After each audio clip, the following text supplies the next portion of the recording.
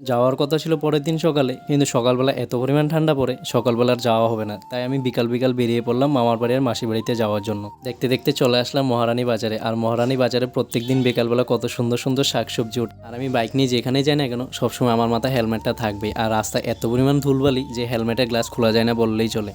অমরপুর থেকে উদয়পুর যাওয়ার রাস্তায় হঠাৎ কলোনি বলে একটা জায়গা আছে। এখানে একটা শনি মন্দিরও আছে। প্রত্যেকদিন শনিবারে এখানে শনি পূজা করা হয়।